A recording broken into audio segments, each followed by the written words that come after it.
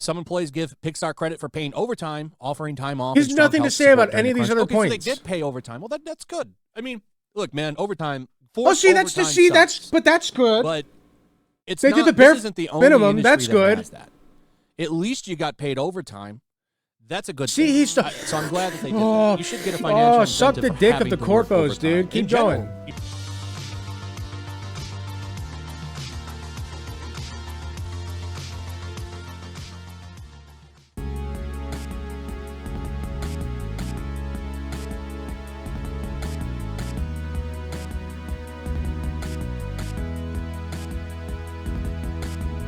So for those who don't know, a long-ass time ago, I made a Yellow Flash video where he was talking about, who's that chick from Marvel? Captain Marvel? He was talking about Captain Marvel, and he was talking about the actress from Captain Marvel and getting really pissy about her because of girl power or something. He's like an anti-feminist, like media critic or whatever. Brie Larson, yeah, he was like steaming about Brie Larson, and it was so funny. And I still remember that video. So he clearly made an impression.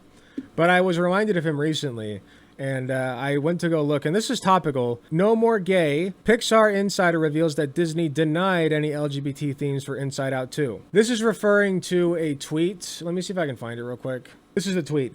Disney, and I'm sure he'll show it too, but Disney leadership reportedly put a large part of the failure of Lightyear down to the same-sex kiss. Continuous notes were then given to animators to make Riley come across as less gay in Inside Out 2. Incredible stuff. Incredible. I never saw Lightyear, but from what I understand, it was just a dog shit movie on its own merits that had nothing to do with the lesbian kiss, like the lesbian peck on the cheek or whatever it was that they had. They cut it out of like versions of the movie that were in other countries, which is really cool. You know, just rainbow capitalism at its finest. Excuse me, sorry. Hope that doesn't keep up. Ugh, ow. Actually, ow. Hold on. Anyway, back to this. He's one of the best intros too. Check this out. So cool.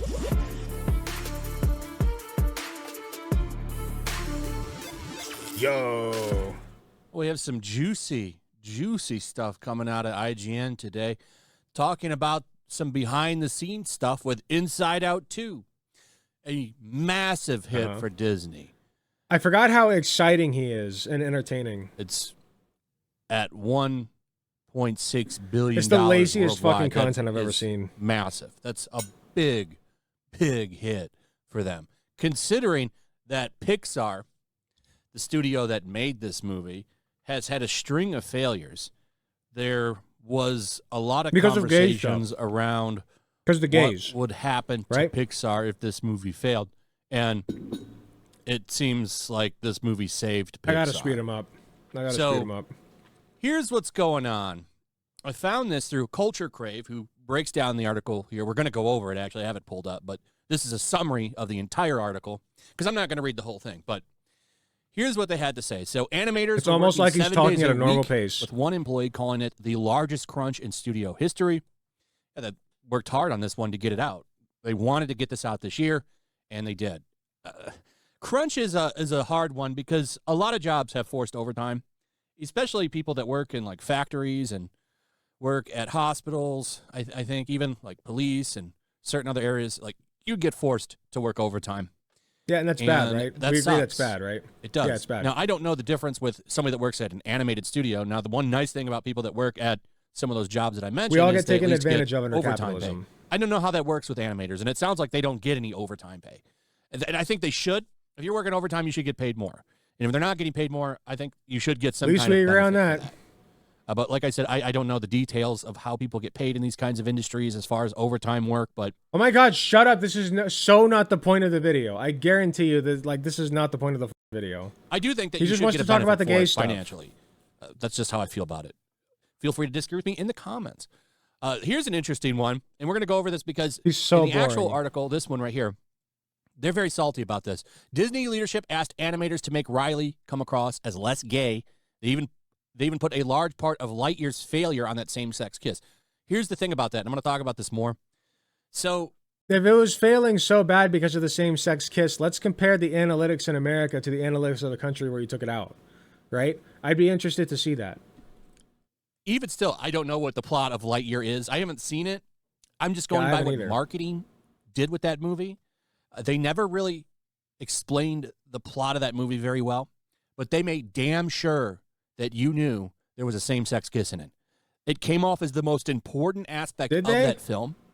And my understanding is Disney did not like shill that at all. Like that was purely people like posting the clip of the scene without Disney's involvement at all. They were just like, "Oh my God, there's a gay kiss. We never get that from Disney. That's crazy." He sloshed, maybe. That may be a self-report. And it's not so much the kiss thing that made it fail. It's the fact that they based the marketing around it. And they did. They made sure people knew that was in that movie. Like it was a selling point. No, they didn't. I don't think it was even in the trailers.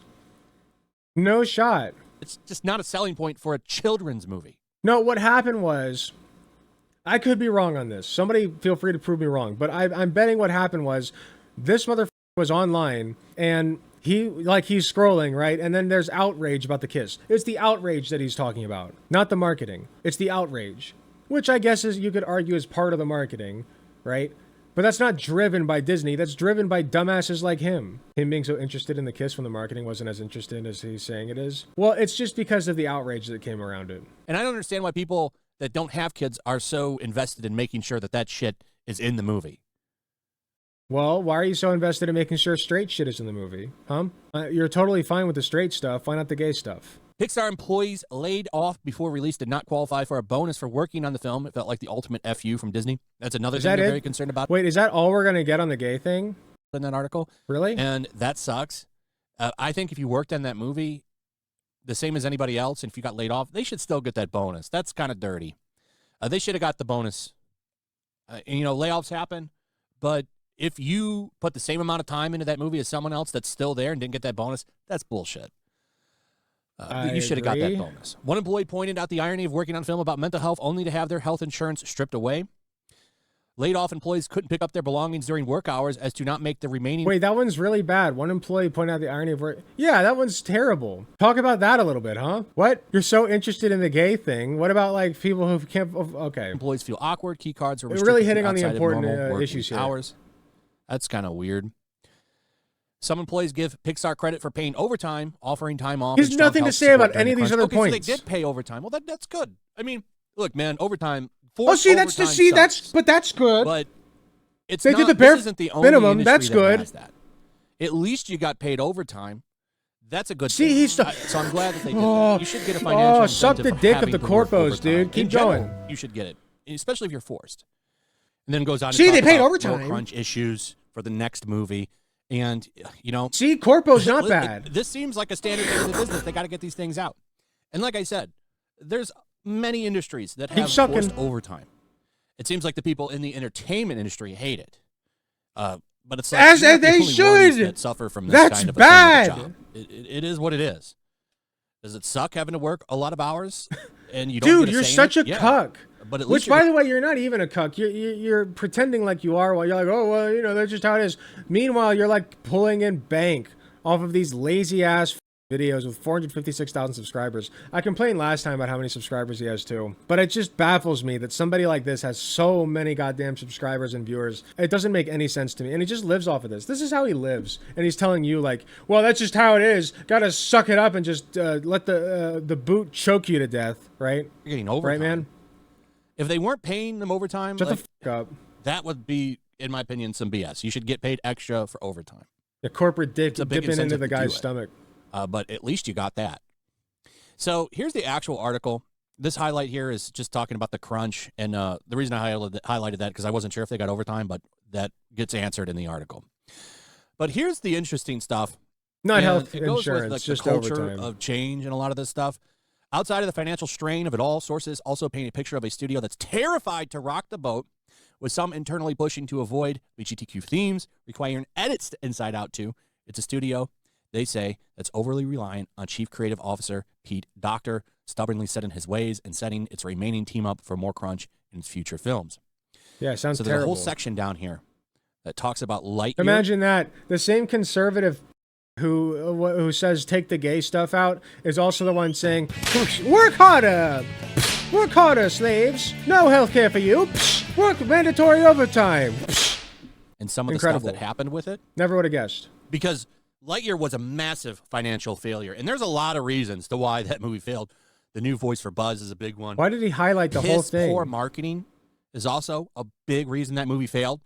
And none of the marketing really explained why that movie needed to exist. Because, I mean, what? So the show. Yeah, the reason it failed, you just said it, is because of the shit marketing. And also that it was a bad movie, okay? But mostly probably the shit marketing. You could have marketed that movie way better and still have it be terrible, and people would go see it. But the marketing is the main reason it sucked ass. That Buzz You just said it. It's not the gay shit. Is that animated show. So in the world of Toy Story, from what I always understood, the source material for his show that the toy's based on was that Buzz Lightyear Disney animated show. And I guess people were saying that this is a movie, but it's not based on the show. It's its own thing. Like, it was very confusing, and they never explained that very well. But they made damn sure that you knew that there were going to be two women kissing in it. Like, they put massive... No! None of the marketing had that. That was the outrage manufactured by the right. By your side, dipshit. Importance on that. And that's just not going to bring people to theaters. I want to see a movie. That's not a selling point to get me to go spend $100 taking my family to a movie. I'm sorry. You didn't even explain why this movie exists. But it sure as hell is a deterrent. So here's what they had to say. The apparent hesitance to touch on LGBTQ themes, storylines in particular, affected Inside Out 2's development, according to several of our sources. Multiple people recall hearing about continuous notes to make Riley, the main character of both Inside Out movies, come across as less gay, leading to numerous edits that ramped up around September 2023. After the resolution of the WGA strike, sources describe rumors that there was special care put into making the relationship between Riley and Val, a supporting character introduced in Inside Out 2, seem as platonic as possible, even requiring edits to the lighting and ton of certain scenes to remove any trace of romantic chemistry. One source describes ton of certain scenes to remove any trace of romantic chemistry. One source describes it as just doing a lot of extra work to make sure no one would potentially see them as not straight. And they point out, like, canonically, Riley is... Yeah, it's a lot of extra work to make sure that, oh, it's not too gay. We have to make it so that it's not too gay, guys. We have to make sure that everybody knows that Riley is not gay. And how do you do that? By making sure everybody knows that Riley is straight. It's the same thing, except the opposite direction. It's fine when it's straight, right? Is straight. But the problem is the crazy shippers and people that are obsessed with identity being put in there, because they look for, like, clues to why they're probably scissoring and make the, like, lifestyle about that. Well, they should definitely do it. Oh, yeah, because that's actually what happens with every romantic film, right? Right? Like, even the straight ones. No, you only put that in for gays because you don't like the gays. That's literally it. That's it. Like, people look for... Like, he's gonna act like people don't look for hints that, like it's just assumed whenever there's a male character and a female character that they're going to bang at some point. It's just assumed. It doesn't matter what age they are, nothing. It is just assumed that when you have a main character who's either male or female, and then the opposite sex exists, that at some point there's going to be a romantic plot and or subplot. Every time. Okay, look at any kids movie. Seriously. In the movie. They're mad, like, people but got mad. God forbid they're gay. They were queer coding the deep, dark secret in some short, and they were mad that she didn't come out, and the secret was her burning a hole in the carpet. Everything needs to be defined by their identity. I felt baited because I needed validation from a freaking Disney movie that's made for kids. So you need validation from every movie and piece of media that exists, man. If it's not specifically made for straight white cishet white men, you get pissy. You need everything catered to you. Everything. It's pathetic. Shut the f up. Very interesting article. Seems that Disney, they just want things catered toward them. Lightyear, meanwhile, they lost a lot of money. They said it themselves. Disney considers a movie making money at $600 million for Pixar, and a hit is $1 billion. So I think they're finally starting to tighten their belt around there. Maybe don't market your entire movie based around scissoring. They didn't! You should maybe around scissoring? Oh, dude, you're a disgusting piece of shit. God, I hate this guy. Across to people, which they didn't do with Lightyear. I shouldn't have pulled him up. They're still salty about old Lightyear. So that's what's going on there. Interesting to find out these kinds of mandates are coming down from higher up at Disney now. I'm sure that... Yeah, at the same time that the homophobic stuff does, there's no connection there. There's going to be a lot of salt about this. I'm sure you're going to see like 30 articles tomorrow, like trying to get Disney to go back to Lightyear times, and I just don't think that's going to happen. Oh, I thought he was sorry when he said that. I thought he was referring to like this the 7-day work weeks, the laid off. Like this is all horrible shit, all of it. Interesting stuff. Let me know what That's you my guys think point. about all this in the comments. Also, if you would please And like, it's just subscribe, interesting share the video. that the homophobic shit comes along with the other like terrible shit. Yep. That was pointless, but I guess we got to learn a little bit about what's going on over there. Wait, what's this? Next one. Peace. Really? Really?